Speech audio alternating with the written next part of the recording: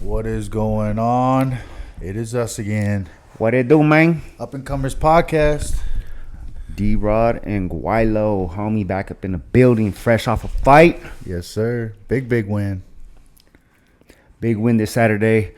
Everybody that tuned in got to saw me take on fucking Jingling and a fucking 3-rounder in a fucking event that was fucking switched up, last minute opponents, whole switcheroo, whole fight card damn near switched up, and probably the first time this ever happened in the history of the company. Yeah. So yeah, no, that shit was crazy. Everything, like, it was funny because watching it from like a fan, as a fan perspective, like watching you go through all that shit.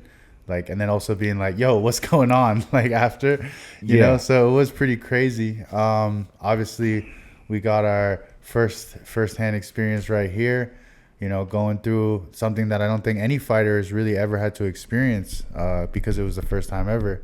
Yeah. Fortunately, I've been in that situation more than once. So this is the second time where I've had to make a decision at weigh-ins, you know, to fight another fighter that had also weighed in that day, which was the fight with Dwight Grant, where you know, I was scheduled to fight Takashi Sato, and he was supposed to fight someone else, and both of our fights fell out, and we ended up fighting each other, you know, in a situation like that. It was crazy. You don't really know what to expect. Yeah. And you don't have no preparation at all. No. And yeah, I almost got knocked out in that fight, bro, because, you know, we just went out there and fucking winged it, you know, and I feel like that was a situation this Saturday, Doug. Yeah, what'd you think? So, like, obviously everything that happened, you know, everybody saw the change of opponent, and then, you know, come fight day, like, how was the experience? Obviously, you've been out for a year, so, like, getting back, not only back into the octagon, but, you know, T-Mobile Arena sold out. A lot of big atmosphere. A lot of people they're excited to see you, you know, back in there. How was the experience? How did it feel fighting Lee, whatever his name is, Jingling, and like, how did that feel? Like, what was his shots like? What was the atmosphere like? How did you feel? You know? Yeah, man. This is definitely a first in a lot of situations for me. It's the first pay-per-view event. And, you know, coming into that was definitely all the media shit that I had to do, like all the interviews. So that was a lot more than usual. Mm-hmm. Understandable. Yeah, coming off of a year layoff and taking a fight on 2 weeks' notice was I mean, it's not new to me other than you know, the layoff, but I had been already asking for a fight for a long time. Mm-hmm. And you know, I finally got it. And then you know, even going into like the press conference, that shit was fucking huge, you know. Sure. I never had a crowd like, you know, just post up just to hear a press conference. So that was definitely dope. But then you know, these fools started fighting backstage. I think Kamzat fucking I don't know, push kicked Kevin Holland in the chest or some shit. They started fighting. Me and Tony Ferguson playing catch with the baseball and shit, just in the background, minding around business. And that's a real story. You know how Tony be carrying around the baseball? When that shit was popping off to distract me, he's like, "Hey, D-Rod, catch." And he like, that's actually pretty dope. yeah. So he kind of distracted me. He's like, "Don't even trip, dog." He threw me the ball. And I was like, that's right. If I threw it back. How funny is that? I wish there was some video of you two just playing catch while them other fools are just fighting each other. Yeah, and that's facts. That's major facts. And yeah, so they decided to have us come and talk, you know, one by one. But I guess as me and Holland were you know, on stage for the press conference, I guess the Diaz army had fucking showed up. And then I guess, you know, that's when security and there wasn't enough security and police backstage to, you know, to separate everyone. And of course the Diaz army had water bottles. You know, I witnessed a couple water bottles being thrown and shit. And the whole time I'm like, man, this shit's madness, you know. But you know, I'm glad nobody was tripping on me. You know, it was me and Tony, and we were and Lee were the only ones back there, just like, you know, like, what the fuck is going on, bro? Yeah. You know. And yeah, so press conference got canceled. Went back to the hotel, and yeah, from that point on, I was just getting blown up. Like, yo, what the hell happened at the press conference, bro? Yeah. And you know, I kind of regret not taking footage. Yeah. I should have got some footage and shit, you know.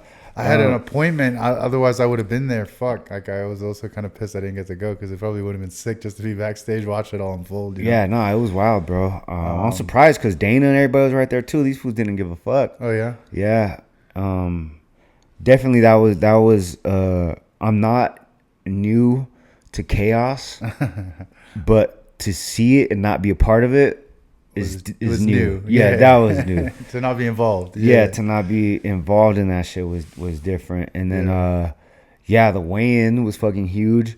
I had the easiest weight cut ever. You know, sure. It was a walk in the park.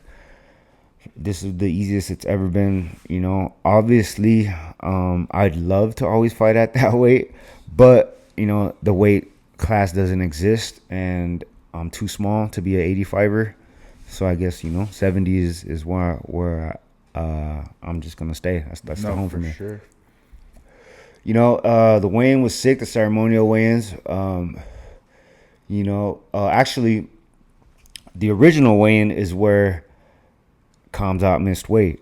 Yeah. You know, I already had made weight. He missed weight by 8 pounds, and actually, Kevin Holland sent me a DM, and he's like, "Yo, man, this is a shit show, bro." And I was like, "I know.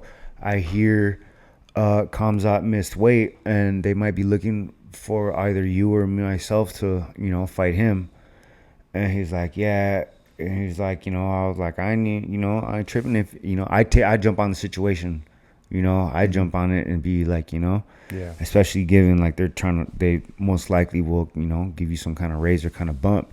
And he's like, and what I do like Kevin Holland is he was like, man, he's like, I'm telling them this, not to leave me completely like fucked out of the situation as far as like, you know, a fight or being taken care of, you know, and so much respect to that. But yeah, so that madness happened at weigh-ins, and you know, for a second there, I was left thinking I might not even have a fight.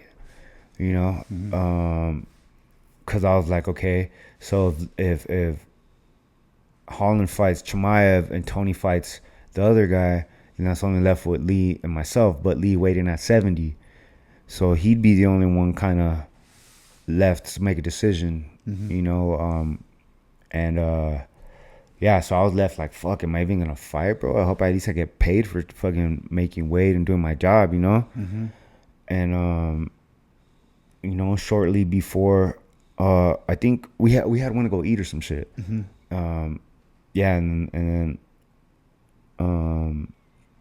yeah, they called me and they're like, fucking, I think they might want to have you fight Lee.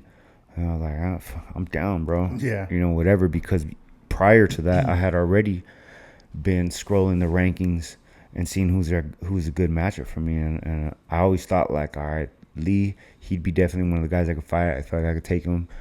And I just didn't expect to fight him on fucking 24 hours notice, bro. Sure. So I said, fuck it, you know, but it was really up to him, and he accepted.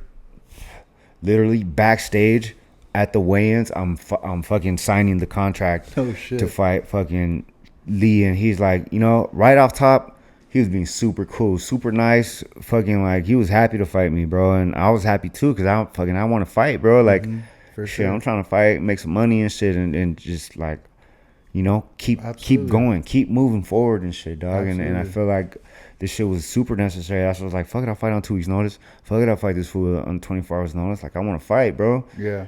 And yeah, fucking kicked it backstage a little bit, went on stage, and you might want to light that back up, or get your own. Either one, up to you. But yeah, dog, fucking we weighed in. That was dope to fucking see the crowd and it was fucking dope. And then, you know, come fight day, Shit, bro. I was chilling. Actually, I had ate like a shitload of weed butter the night before.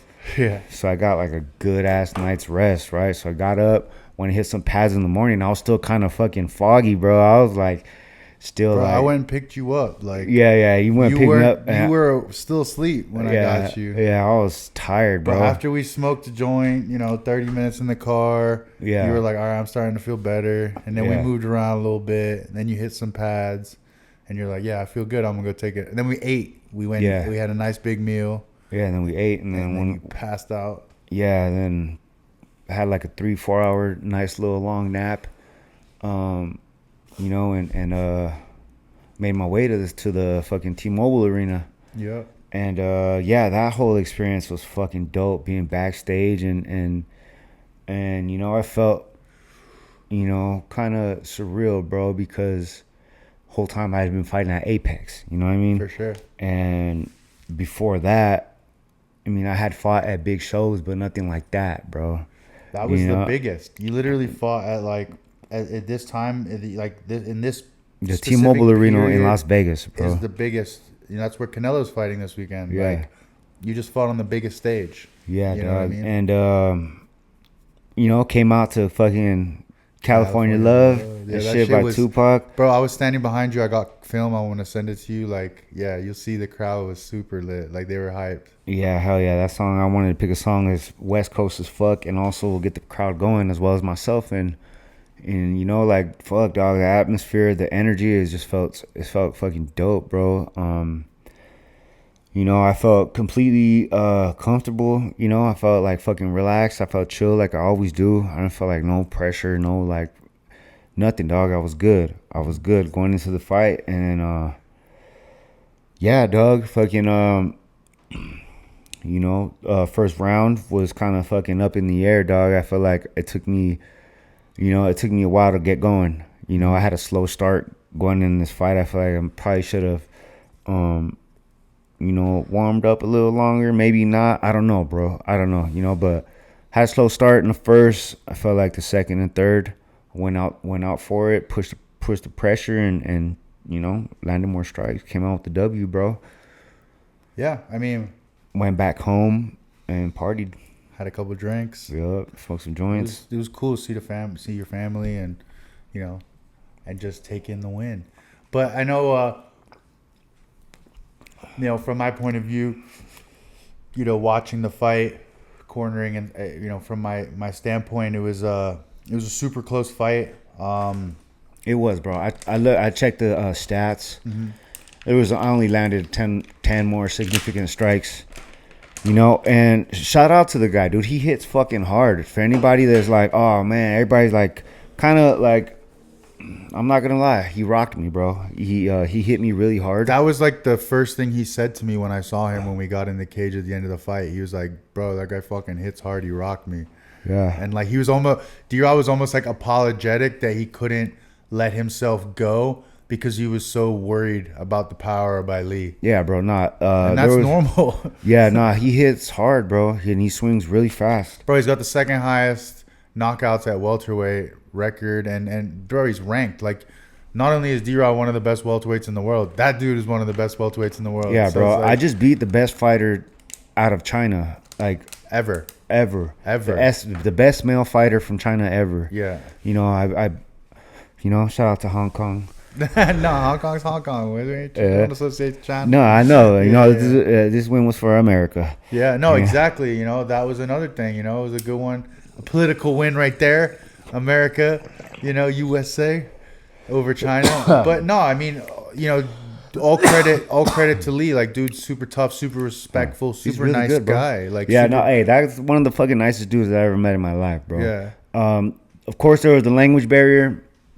But kindness and he's a martial sportsmanship artist. Is universal, bro. That's a universal He's a martial artist, and he's got no ego or anything. That he knows he's going in there and just trying to compete, and he's probably happy to be there and get paid. I love dudes like that, bro. Yeah, exactly. You know, and and it was cool. Because there's dudes like that, and there's dudes like Chimaev. Exactly. You know what I mean? Exactly. Yeah, and you can just see how many people disliked his behavior, bro. Okay, bro.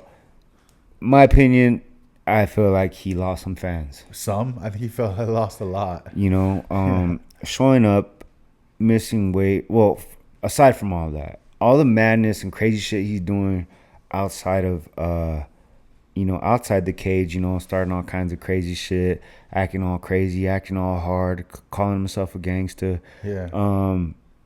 For the camera, looking all, trying to hype shit up. Like, yeah, I know, I get it, what you're trying to do and portray, but you're from Sweden, bro. Relax. I don't even think they have a jail system out there. You know what I mean?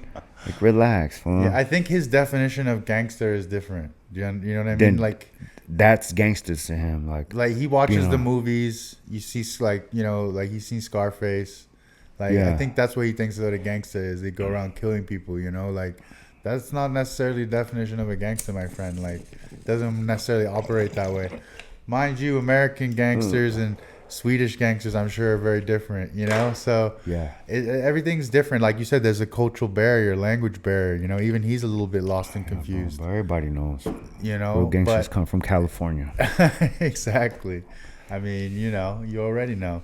On paper, this is one of the biggest gangsters I think I've ever come across. So prior to the fight, the commission was a little skeptic about my criminal past, because I have a couple felonies. A couple? Yeah, I got a couple felonies, bro. I don't know. You saw the stats, bro. Yeah. I mean, it all checks out, bro. Like, I will never like come out here and be like, oh man, I did this and this and that, and like tell lies and shit, dog. Like, this is the real. My story is authentic, and I felt like, cause the commission was wanting to not let me fight, bro. Were they actually? Yeah, cause I have like an extensive criminal background and shit. So I had to call a lawyer for them to pull up my record to show the dates of the felonies, which were way before I was even signed. Yeah, before I even signed and before I started taking MMA seriously. And I had to go get some, pull up my file. I had to pull up my file and I was like, holy shit. But I mean, what I took from that is I was like, man, look at all the shit that I've been through and all the times that it just goes to show, dog, that I made it out the system, bro. I made it out the system where I was caught in it. Caught in it for so long, dog, and just in and out, bro. And fuck, I'm surprised I made it out, dog, because a lot of people don't. For sure. A lot of people even that I know that are still like, damn, if we were still getting locked up, dog. Like, oh, he was out for a month. He fucking, I'm like, damn, bro. And they're stuck in this mindset, bro. They're stuck in this mindset. Like, I have homies that he did like 10 years, bro. And he got out. He was still in that mindset from 10 years ago. Gotcha. And he was like a little tripped out on us because we're like OGs now, and we think different, we act different, and we fucking don't do what we used to do, dog. We don't have to anymore because now there's the younger generation. They do that shit, bro. You know what I mean?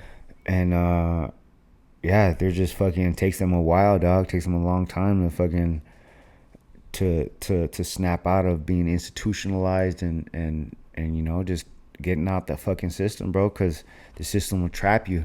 The California jail system is kind of like built to like, okay, we're gonna let you out, but we want you to fucking go get a job and then come home at time, but you can't drive and you have to be home at a certain time and no one's gonna fucking want to hire you. So good luck. They make it impossible for you to like good luck, you know.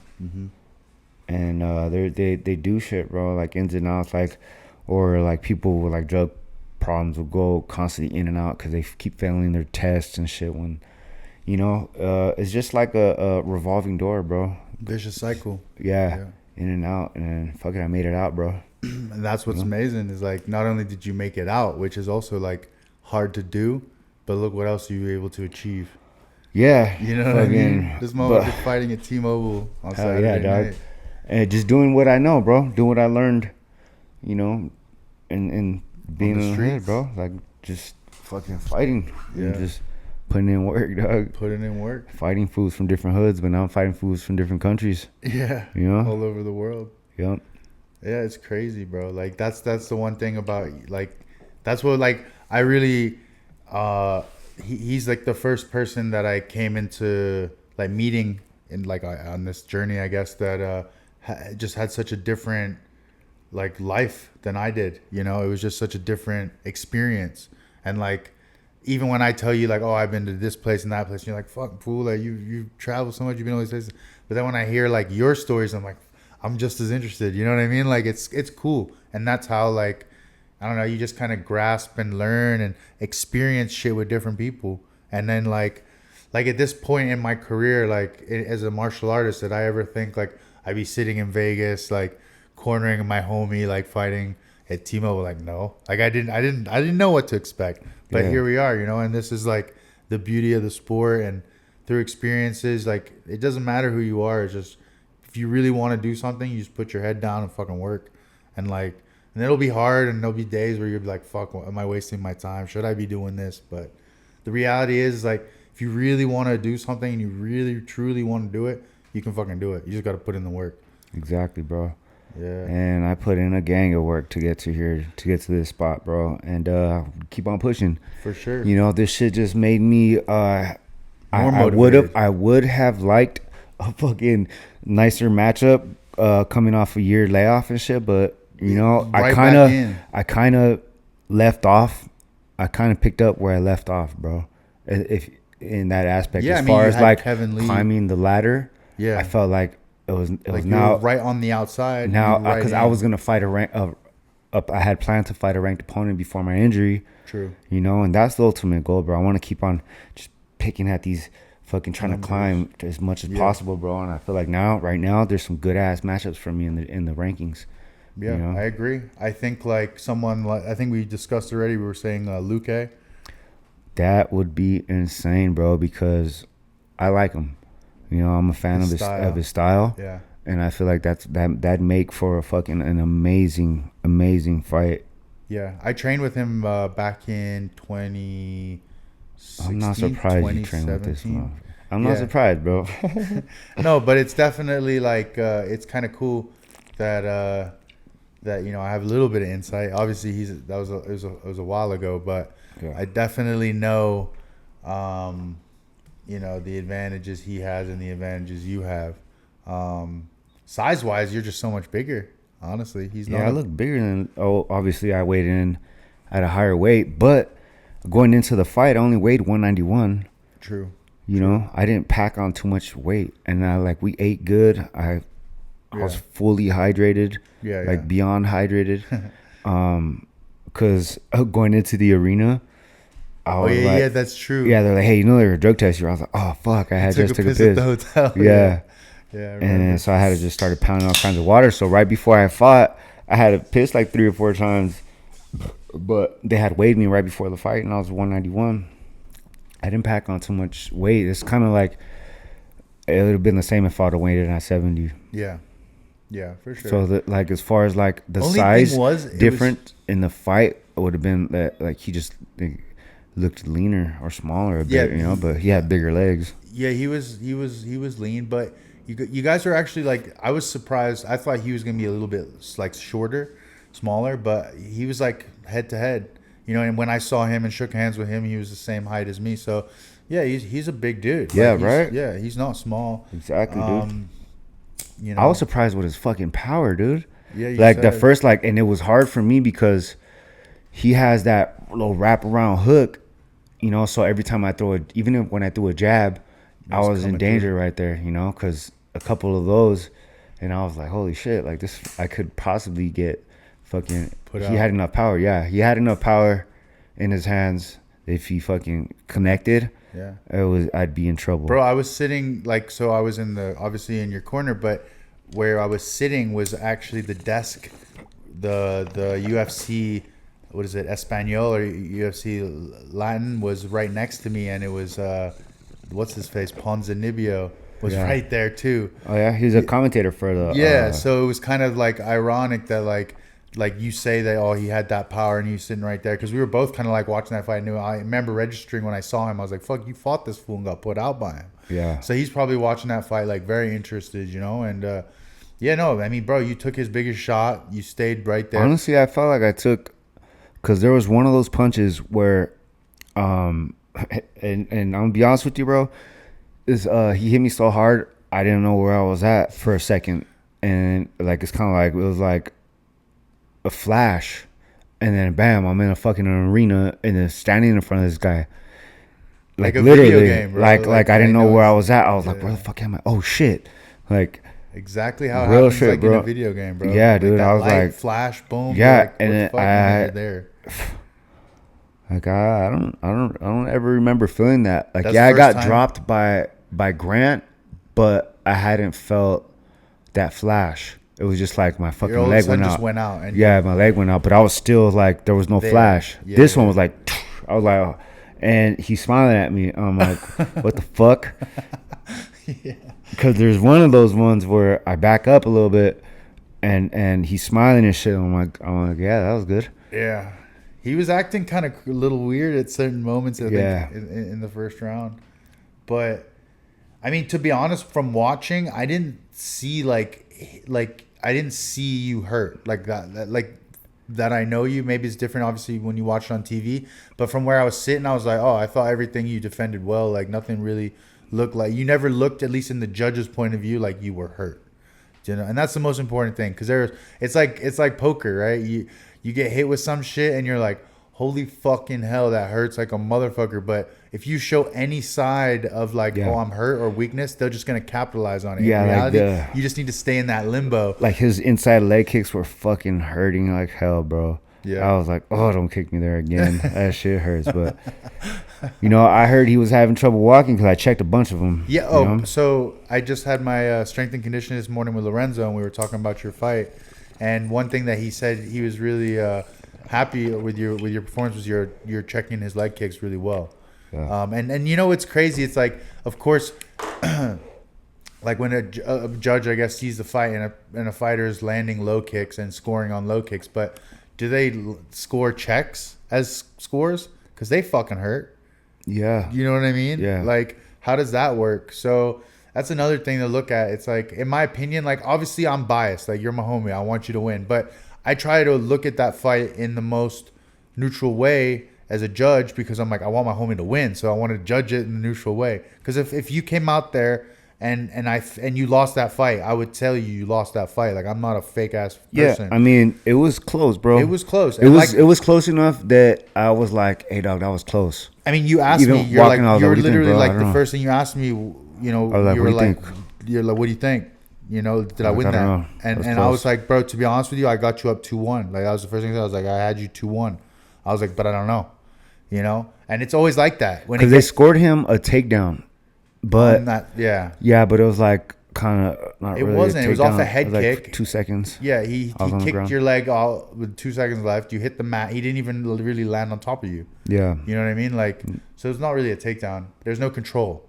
yeah, Usually a takedown, you got to control and hold someone down is like a takedown. yeah. Sure. I was surprised I was throwing head kicks, dog. Bro, you landed like that one photo you have. Like, Yeah. bro, you were in the back when you came out. Your head kicks were fucking flying hard, bro. I was like, I wasn't just like hyping you up. I was like, damn, bro, you fucking like throwing some heat. Yeah. I'm like, them shits hurt, bro. And the cool thing is when you throw your head kicks, it's like you're going through your target. So I'm like, bro, all it takes is one fucking shin to land on that fool's head. He'll go to sleep. But he ate some head kicks and he kept rolling to that side. So I'm like, bro, That's why I was hoping I'd be able to catch him, because he was slipping hard. yeah, he hard really and a was lot. moving his head a Yeah, lot. he was, and I was like still connecting that jab on it. Yeah.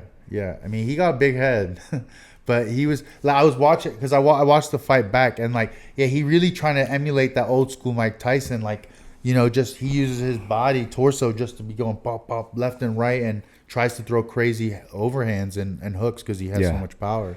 Yeah, that was a way different like type of fight that I was originally planning for. Yeah. You know, I was planning to. That was similar to be my approach, except like Holland was a longer fighter. Yeah. Right. So I was looking to. You wanted to be the guy that work had to inside, get inside and brawl. Get inside and work. Yeah, I definitely thought it was a toss-up, the first round. But at the same time, after watching it on TV, I was like, questionably, you won that round. And then second and third, I thought, for sure.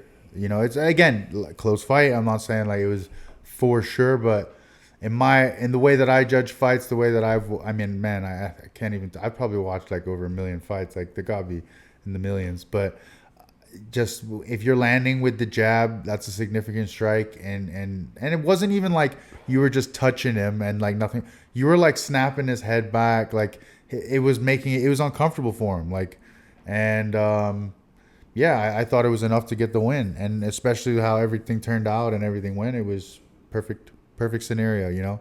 Welcome to the top 10, welcome to the top 15. You're back after a year. Man, some cold shit. I checked the rankings yesterday. Man, they had me up there at 47, bro. 47? They probably do that just because, like, it's in... Because inactivity. Yeah, because other people are fighting, so you're going to get pushed back. That's all. That's normal. Was that, like, Tapology or something? Yeah. Yeah, no. That's only because you were inactive. It's not, like, voted. No. But before, I was at 19 or 20. Yeah, but that was because back then was when you fought Kevin Lee. But since then, like, there's been a ton of activity, so that's why you got pushed back. They need to get it right, ASAP. Well, that's gonna change now. There's things I need, bro. There's things in this life I need to know. Especially now with Tapology, you just beat a ranked guy, so that's gonna fucking move you all the way. I gotta be in there for sure, dude. I see right now. I'm like, it doesn't even say my ranking. No. Oh, I'm number 50 fan favorite. Well, it's only I'm Monday, number 94 current best MMA welterweight fighter. 94? That's such bullshit. Nah. Don't worry. Just give it like this week. Yeah, no, they have me ranked at middleweight too. Fuck. Did you fight middleweight? I guess this fight is considered. Oh yeah, I guess. Damn. So you're ranked at middleweight now. 134. Let's go. Climb up the ladder. Let's get it. I'm down to take a couple fights at middleweight. You would? Depends who. Yeah. There's definitely some easier fights for you, I think, at 85. Smaller 85ers. Yeah. No, for sure. But stay at 170. Let's go get that championship run. Yeah. I'm trying to fight. Yeah. I'm trying to fight, bro. When dude, you know what's dope? Like, dude, a win versus like Luque, or someone like that. Like, I'm in the fucking. There's dudes that can fight, bro. Masvidal. Yeah, I like that fight, Masvidal. That's crazy. Yeah, bro. That's crazy, bro. When would you like to fight next? Like, ideally, when would be perfect for you? Well, you're fighting. I'm fighting end of October. October, November, December, December. December would be perfect. For Christmas? Yeah. That'd be nice. It'd be a nice Christmas present. Yeah. For sure. Yeah. No, that'd be sick. That'd be cool. That's a full camp right there. Yeah. I mean, bro, like, what's good is, like, you're not hurt. You're healthy. I'm good, bro. So we gotta go up to Cowboys. Yeah. At some point for your shit. Isn't yours at elevation? Altitude? Yeah, it's in Denver. So yeah, definitely need to get that altitude training in and working towards that. But yeah, it's a good thing that he's healthy. I don't even want to ask if you got an opponent or name yet because with your luck, bro. It'll be. I feel like now. I feel like stupid's gonna happen. I feel like now it should be easier coming off of a loss than before. I was like out of UFC 2 wins and they were like, eh. But now it's like, oh, this fool just lost a regional fight. I was like, yeah, okay. Yeah. I hope, but we'll see. We'll see what happens. I'm not honestly at this point, dude. I don't even give a fuck who the opponent is. I just now I'm getting everything. Didn't we run into your boy this weekend that you were matched up against? Quesadilla. Oh yeah. So when there's one thing we didn't mention. He looks small, bro. Yeah, he is small. He's like short. Yeah, for a 70-year. Nah, he ain't even really a 7-year. He's just like a fat 7-year. But when we were in the locker room, like, so D-Rod had his own like private space, which was cool, at T-Mobile. And then, like, of course, Nate shows up and, like, his squad walks through. And then there was this one moment, and I'm pretty sure D-Rod even, like, registered it too.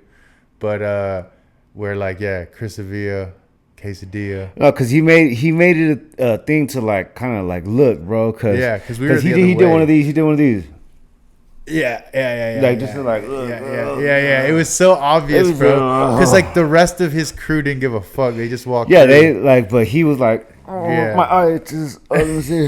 Who's over there? Size him up. Like, good thing I said no. Because we were both standing there, you know, and then. Hey, because we both caught that. Yeah. Because after he passed by, we were like. We were just staring at him. You saw that? You saw that? Yeah. You did that on purpose, no, we were both like, oh, look who it is. Quesadilla. It's your boy. Boy. So what's up, you know? But so that was what happened there. Don't know if there's anything in the future there. That was tight, man. The whole backstage experience, the whole locker, that shit was tight, bro. That locker is cool, man. Yeah, bro, I can't wait to get used to it. Yeah, can't wait to do it again, bro. I don't. Hey, yo, what's up? Fucking Dana White, man, tripping. Yeah, I don't know. Trying to be like, he was shocked. He was surprised. Yeah, he was I'm like, actually when he heard shocked. it, he was like, "Oh my god, dog!" It wasn't that. It wasn't even like that, yeah, dog. Like I've seen way crazy. It was close, fool. It was close. It was, but it still, was close. Come on, Danny, you making me look bad. I step up for you, and you going like, throw my name on the dirt and shit. Go drag it around. And, bro, I don't know. It was weird because like the reactions that it's getting, like, oh, it's a robbery, like. Bro, like he didn't get robbed, bro. I outstruck him by 10 significant strikes. Exactly. Like, it was close. It was close, and like, you know, when there's a because look, if they would have gave it to him, there would have been enough as much or even more people saying that I got robbed. Yes, for sure. Look at the statistics. Yeah. It's always vice versa. There's always gonna be people that see the other side. There's can't please everybody. You know, unless you go out there and put them out. And again, you just look at the situation you were in, bro. It doesn't even matter. Just ignore that because now you are where you are. You got that W, and you're on where you need to go. Yeah, I mean, even he didn't give a fuck. Yeah, I mean, I stepped up on fucking 24 hours notice against one of the top fighters in the world, for sure. The best fighter from his country, a fucking nation. Fuck, bro, and I'm just some fucking hood ass fool from LA, dog, and you know, there's gonna be some fights like that where they're really close, you know, especially at this level, dog. At the top, it's like it's insane, fool, and I surprise myself, and I'm surprised with myself sometimes, and that's why I'm like, damn, I'm fucking proud as fucking myself, but I don't even want to get like, you know, too in my head, dog, and I want to just get back to work and fucking work hard and shit, you know. I'm all right, cool.